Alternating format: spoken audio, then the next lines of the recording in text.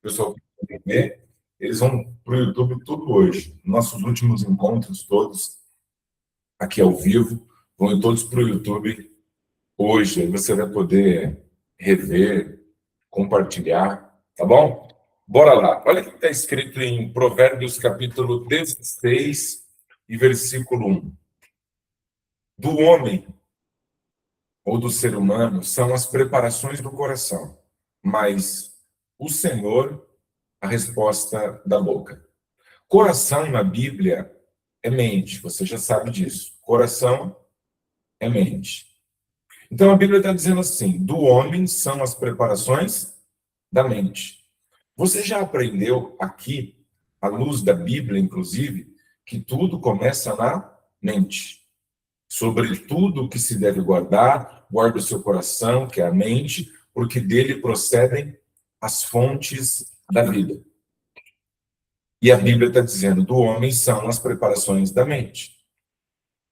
E do Senhor a resposta. Muita gente já usou esse versículo para dizer: ó, tá vendo? O homem fica planejando, mas quem dá a resposta é Deus. E usa esse versículo para falar que planejamento humano é uma coisa em vão, porque quem vai determinar o que vai ser da sua vida é Deus. Quantas vezes você já escutou isso? Então, quer dizer que quando os nossos planos não, quando os nossos negócios fracassam, quando as coisas dão errada para a gente, porque era a vontade de Deus. Quer dizer que quando o seu casamento quebrou, quando o seu casamento ficou ruim, quando a sua empresa ficou ruim, quando coisas aconteceram ruins na sua vida, era plano de Deus. Nós precisamos parar de espiritualizar aquilo que não é espiritual. Você lembra que isso é inteligência espiritual. Inteligência espiritual é a capacidade de compreender o que é humano e o que é espiritual. O que é da espiritualidade e o que é da emoção. O que é de Deus e o que é do ser humano. O texto é muito claro. Do homem são as preparações do coração. Ou seja, o homem faz planos. E Deus confirma. Agora, como que você vai buscar confirmação de Deus se você não tem plano? Você vai pedir para Deus confirmar o quê? Quais são os planos que você tem feito para o seu casamento, para a sua vida financeira, para a sua carreira? Se você não tem planos, esquece. Deus não vai confirmar nada para você. Do homem são as preparações do coração, ou seja, você planeja e Deus confirma. Olha o que está escrito em Provérbios 16 e 3 agora. Consagre ao Senhor tudo o que você faz e os seus planos serão bem-sucedidos. Em outra versão, e os seus planos serão estabelecidos. Porque quando nós vamos para essa ideia de que tudo que acontece é por causa de algum plano divino, então a gente tira de nós toda a responsabilidade. Faz sentido o que eu estou falando? Sim ou não? Deu certo porque era plano de Deus. Deu errado porque era plano de Deus. Aconteceu assim porque era plano de Deus. Aconteceu assim porque era plano de Deus. A gente nunca tem responsabilidade por nada. Nunca foi porque você errou. Nunca foi porque você escolheu errado. Nunca foi porque você se precipitou. É sempre porque é um plano de Deus. Eu falei, eu acho que semana passada ou retrasada, que tem gente que procura propósito de Deus até no pecado. Caiu em adultério, mas era plano de Deus. Deus permitiu isso acontecer na sua vida por alguma coisa maior, para te ensinar algo. Que absurdo é esse? Quem usa o pecado é o diabo, não é Deus. Deus é santo. Deus não usa pecado para ensinar nada para ninguém. Deus ensina através da sua palavra, através dos princípios. Nós aprendemos com os nossos erros quando nós nos conscientizamos dos nossos erros e extraímos lições dele, mas não é Deus. O que Deus tinha que nos ensinar, ele já nos ensinou através da sua palavra. E nós vamos lá e buscamos. Então, toma cuidado para você não ficar procurando propósito divino naquilo que é fruto das suas escolhas. Olha outro versículo aqui, ainda em Provérbios. Provérbios 21 e 5. Vai anotando aí. Os planos do diligente conduzem à abundância. Ou seja, quem tem planos tem abundância. Quem se planeja, prospera. Versículo 5 ainda. Os planos do diligente conduzem à abundância, mas a pressa conduz à penúria. O apressado vive a escassez. Quem vive ansioso não prospera. E quando que eu vivo ansioso? Quando eu não tenho planos. A maior parte das pessoas que vivem ansiosas, não estou falando de transtorno de ansiedade, que vivem aflitas quanto ao dia de amanhã, se vai dar certo, se não vai dar, se a vida vai fluir, se não vai, é porque elas não têm planos, elas não têm planejamento de vida. Elas acordam sem saber o que vão fazer. Você acredita que tem gente que dorme no domingo à noite sem saber o que vai fazer na segunda? Deus proverá. Amanhã, quando eu acordar, eu vejo. Amanhã é um outro dia. Quando eu acordar, eu vejo o que eu vou fazer. Aí depois não prospera e não sabe por quê. Não planeja nem o dia. Imagina quem dirá a vida. Quem dirá o futuro. Então, o seu futuro não é um lugar pré-determinado. O seu futuro não é um lugar fixo. O futuro é um lugar que é construído pelas escolhas, pelas decisões, pelas atitudes que você toma diariamente. Então, sem plano, como que eu vou ter confiança agora quando eu planejo? Quando eu determino onde eu vou chegar? Quando eu organizo o que eu preciso fazer para chegar? E quando eu pego esses planos e consagro eles ao Senhor, aí Deus dá resposta, Deus dá confirmação, as coisas vão acontecendo, as coisas vão fluindo e a minha confiança vai aumentando, a minha segurança vai aumentando, porque eu tenho planos e esses planos estão consagrados ao Senhor. Agora, sem planos, você vai viver escassez, vai viver penúria, vai viver ansiedade. Os planos do dirigente conduzem à abundância, mas a pressa conduz à penúria.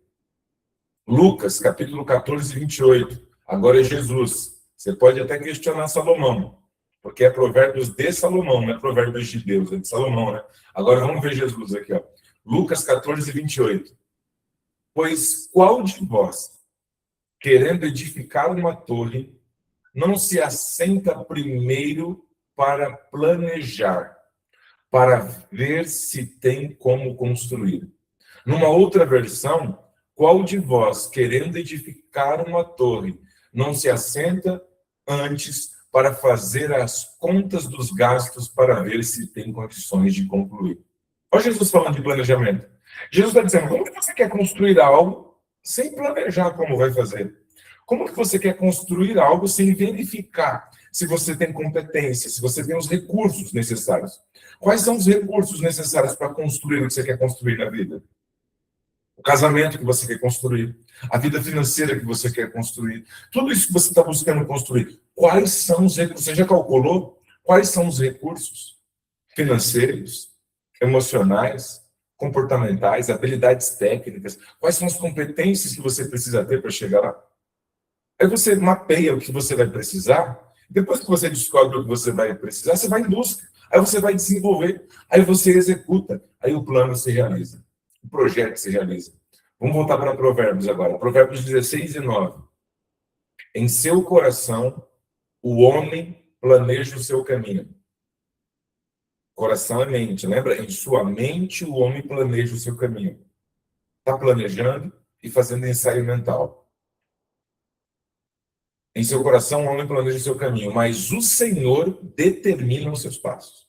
O homem faz planos e Deus vai confirmando. Simples assim. Agora aí eu vou pedir confirmação para Deus. Confirmação de quê?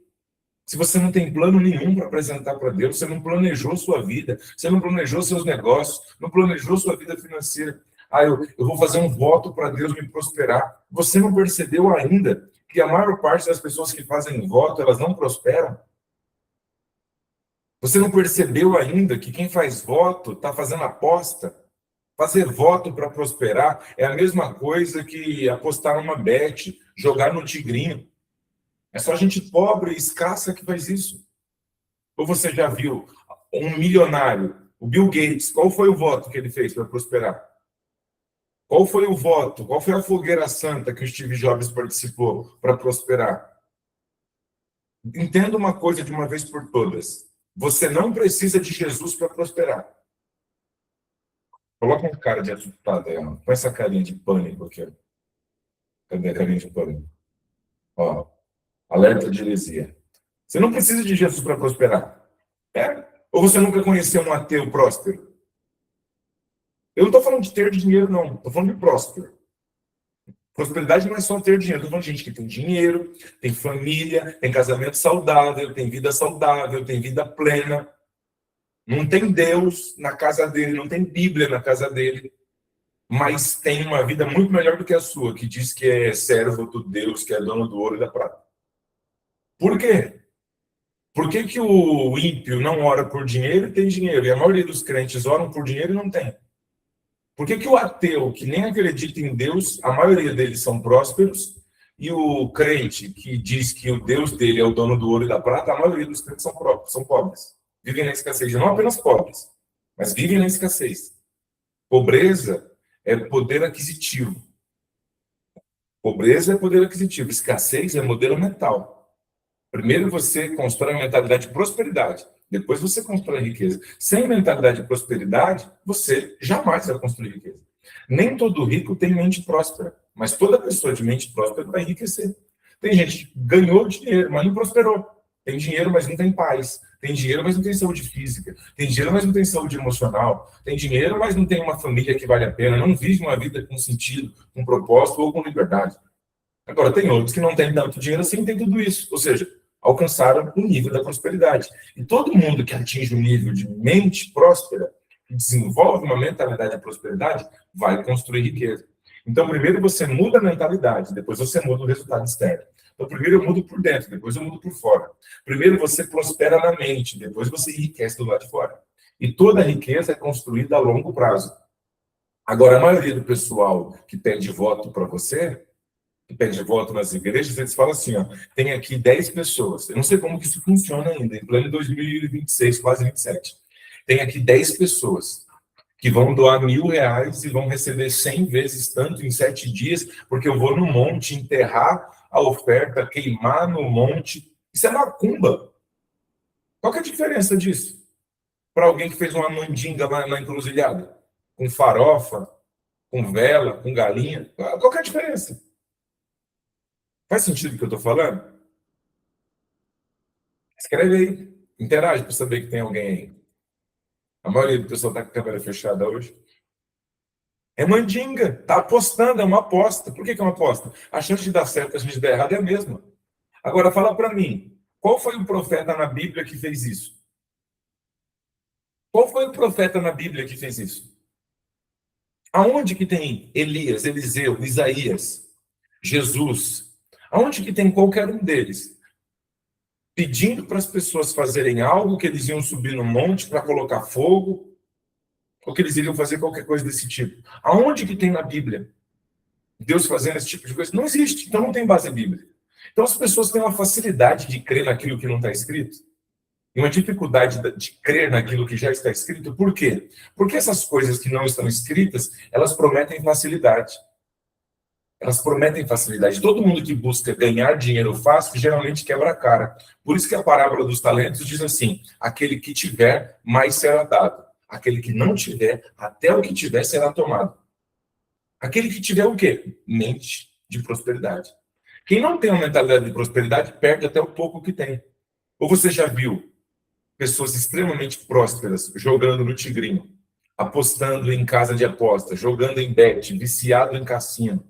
Não, construíram riqueza. Agora, pessoas que ficaram milionárias porque ganharam um reality show, porque estouraram com um funk, porque ganharam na loteria, segundo pesquisa, não é opinião do Claven, não, é pesquisa. Segundo pesquisa, eles ficam pobres em 5 anos. Eles têm uma tendência a perder tudo em 5 anos. Quem era o MC mais rico do Brasil há 5 anos atrás? Procura ele. Está falido, divorciado, todo quebrado, todo arrebentado, tentando se reerguer. É assim. Por quê? Porque ganhou uma riqueza fruto de um prêmio, de uma herança. Herdeiros também estão. A maior parte dos herdeiros quebram, perdem a herança, porque não construíram, receberam sem ter estrutura para receber. Por isso que Deus não dá nada para quem não está pronto para receber. Quem geralmente recebe além do que pode, perde. Por isso que aquele que não tem, até o que tiver, será tirado. É por isso que você vê, até hoje, acontecer algo na sociedade. O rico, ele não parece que fica cada vez mais rico? E o pobre, cada vez mais pobre? E o motivo todo mundo já conhece, né? Isso é bíblico, né? O de cima sobe, o de baixo desce. Isso é bíblico. É a Bíblia que diz. Né? A Bíblia só não tem o bom, xibom, bombom, não tem essa parte. Mas a Bíblia diz que aquele que tem, mas é dado. Quem é de cima sobe. E aquele que não tem, é tirado. Quem é de baixo desce. Então, quem tem mentalidade de escassez é só ladeira abaixo. Casamento quebrado, vida amorosa quebrada, vida financeira quebrada. Resolve um problema hoje, surgiu outro amanhã. Quando parece que a coisa vai, aí trava de novo. Vive rodando, vive nesse ciclo. Igual o povo de Israel. O povo de Israel ficou 40 anos rodando em torno da Terra Prometida. Vocês têm noção disso? O caminho do Egito até Canaã era 40 dias de caminhada. Era só isso. Só que a mentalidade deles transformou os 40 dias em 40 anos. A Terra Prometida estava aqui. Não se escandaliza não, tá? A gente se escandaliza aqui, por causa do 666, que tem... É 666 isso aqui mesmo, mas depois eu conto. A Terra Prometida estava aqui. A Terra Prometida estava aqui. E o povo de Israel estava vindo aqui, ó. Era só 40 dias reto. Só que eles ficaram 40 anos em volta e a terra no meio. E eles não sabiam. Por quê? Porque eles murmuravam, mentalidade de escassez. E por causa da murmuração, Deus disse que por causa da murmuração, eles ficaram para cada dia de peregrinação, Deus acrescentou um período de peregrinação. Aí ficaram 40 anos. Às vezes, o sucesso, a prosperidade, a virada está aqui ó, na sua frente, mas as suas crenças limitantes te bloqueiam de ver. As suas crenças de escassez te bloqueiam de ver. A mentalidade de escassez, ela bloqueia a prosperidade. Ela afasta você de qualquer possibilidade de crescimento, porque você não desenvolve autorresponsabilidade. Você projeta tudo nas dimensões espirituais. E o brasileiro adora isso. Isso está na raiz do nosso povo. Por isso que tem tanta escassez no nosso país. A gente vive numa das terras mais prósperas do planeta. E a gente vive, com a maior parte da nossa população, em escassez. O povo árabe e o povo judeu vivem numa das áreas mais escassas do planeta. Eles vivem no meio do deserto. E são os dois povos mais prósperos da Terra. Vivendo num lugar, num ambiente inapropriado. Nós vivemos num ambiente apropriado, predisposto à prosperidade, mas com a maior parte do povo travado. Por quê? Porque nós desenvolvemos uma mentalidade de escassez. Nós aprendemos a projetar o nosso sucesso nos outros. A gente fica esperando por um salvador. A gente fica esperando por uma providência. A gente fica esperando por um milagre. Aí quando Deus abrir a porta, e quando Deus resolver, e de repente Deus vira tudo, uma hora vai chegar o tempo de Deus. Que tempo de Deus é esse que não chega nunca? Quando a Bíblia diz que há um tempo determinado por Deus para todas as coisas, não quer dizer que tem uma data e hora marcada para você prosperar, não. Ele está dizendo assim, ó, tem tempo de nascer e tem tempo de morrer, não tem? Não tem um tempo do nascimento à morte? Não sei se você sabe, mas você está morrendo. A gente começa a morrer quando a gente nasce. Você nasceu, você já começou a morrer. Porque depois que a gente nasce, não vai acrescentando vida, vai perdendo. Não vai acrescentando dias, vai perdendo. Então você já está morrendo, desde o dia que você nasceu. Existe tempo de plantar e tempo de colher, não tem um tempo. Tempo de cuidar da terra, o tempo de semear, e cada semente tem um tempo específico para germinar. É isso que o texto está dizendo. Não está dizendo que lá na agenda de Deus tem um dia marcado para você prosperar, não. Você vai prosperar o dia que você quebrar a mentalidade de escassez, transformar a sua mente numa mente próspera, estabelecer planos, estabelecer uma missão diária para atingir esses planos e consagrá-los ao Senhor. É aí que você vai prosperar. Aí está escrito aqui, ó. Do homem são as preparações do coração e do Senhor a resposta da boca. O homem faz plano e Deus confirma. Provérbios 16:3. Consagre ao Senhor tudo o que você faz e os seus planos serão bem-sucedidos. Provérbios 21:5. Os planos do diligente conduzem à abundância, mas o apressado vive na penúria.